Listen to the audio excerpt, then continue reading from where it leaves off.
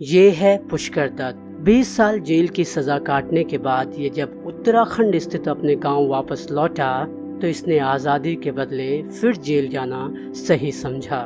पुष्कर ने अधिकारियों को पत्र लिखे और चेतावनी दी कि अगर उसे जेल में नहीं डाला गया तो वो आत्महत्या कर लेगा। जानते हैं उसने ऐसा क्यों किया? पलायन की वजह से। जी हाँ, उत्तराखंड में बढ़ते पलायन की वजह से पुष्कर का गांव खाली हो चुका था। एक भी इंसान गांव में नहीं था। घर खंडहर बन चुके थे और गांव पर जंगली जानवरों का कब्जा हो चुका था और इसीलिए पुष्कर जेल जाना चाहता था। उत्तराखंड की पलायन की पीड़ा कोई नया शब्द नहीं है, लेकिन शायद कोरोना वायरस का ये बुरा दौर पलायन रोकने में एक बड़ी भूमिका निभाता नजर आ सकता है और इसके संकेत भी मिलने शुरू हो गए हैं।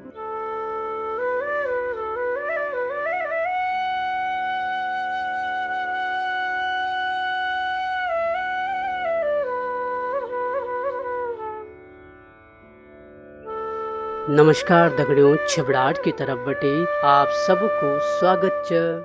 दोस्तों, कोरोना वायरस के इस दौर में जब आप अपने घर देश जा रहे होंगे तब बस या ट्रेन से सफर के दौरान एक प्लान तैयार कीजिएगा। प्लान कभी भी परदेश वापस न आने का। अब आप सोचेंगे कि ये कैसे होगा, आखिर गांव में रहकर हम क्या खाएंगे, क्या कमाएंगे? तो जवाब ये है कि अब आप अपने घर गांव में रहकर खा भी सकते हैं और कमा भी सकते हैं। इसके लिए ज़रूरत है तो बस एक प्लान की और सरकार खुद इसमें आपकी मदद करेगी। आप चाहें तो गांव जाकर एक दुकान खोल लें, छोटा सा ढाबा शुरू कर लें। उत्तराखंड के प्राकृतिक संपदा के बूते कोई कारोबार शुरू करना चाहते हैं तो वो करें। आप जो भी करना चाहते हैं बेहिचक उसकी तैयारी शुरू करें और सरकार इसमें आपका पूरा साथ देगी।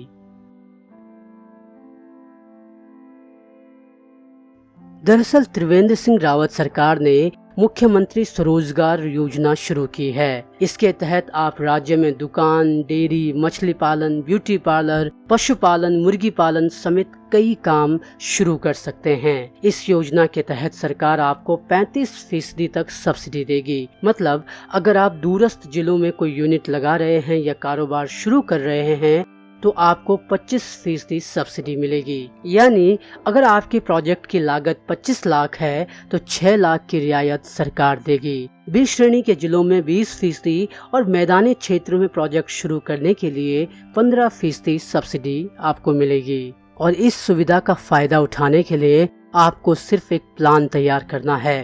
प्लान को लेकर सरकार के पास जाना है और सरकार की तरफ से स्वीकृति मिलते ही बैंक के पास आवेदन जाएगा। बैंक जैसे ही फाइनेंस करने को तैयार होगा वैसे ही आपको सब्सिडी मिल जाएगी।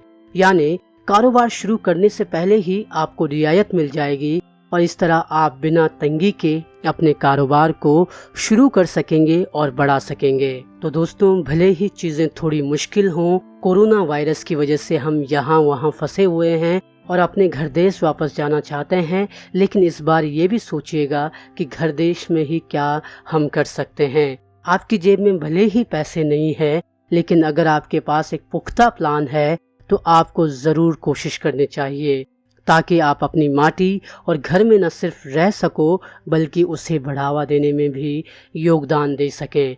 तो दोस्तों, ये थी कुछ जानकारी आपको इस योजना के बारे में। कुछ और जानकारी अगर आप चाहते हैं तो कमेंट बॉक्स में बताइए। हम कोशिश करेंगे कि ज़्यादा से ज़्यादा जानकारी आप तक पहुंचा सकें।